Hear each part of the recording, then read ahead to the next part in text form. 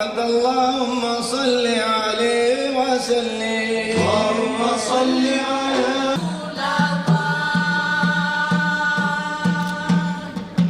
أكتب المدني علينا في ظلام في ظلام الليل في ظلام الليل.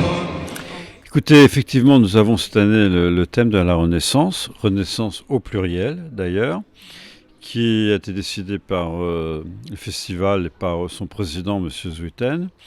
Et au départ, c'était plutôt axé sur le rayonnement, revenir sur l'histoire de Fès et de ce rayonnement de la Qarawin, qui a apporté une diffusion mondiale, aussi bien à travers l'Orient, l'Afrique, d'une certaine pensée musulmane, d'inspiration soufie, à savoir qu'à l'époque, il y avait une très grande inspiration aussi dans la science et aussi dans la grande philosophie gréco-romaine qui a été influencée par des grands philosophes qu'on connaît bien comme El-Kindi et beaucoup d'autres.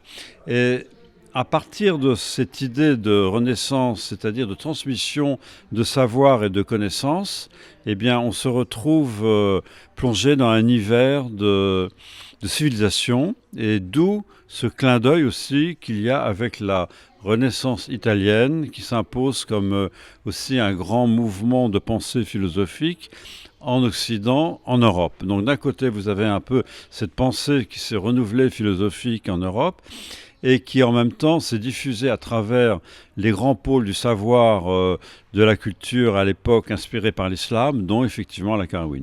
Donc c'est un peu ça l'idée générale qui va se refléter dans la création, puisque dans la création, on a à la fois une rencontre d'abord avec l'Afrique, parce qu'au début, ça faisait longtemps qu'on n'avait pas vraiment évoqué le thème de l'Afrique.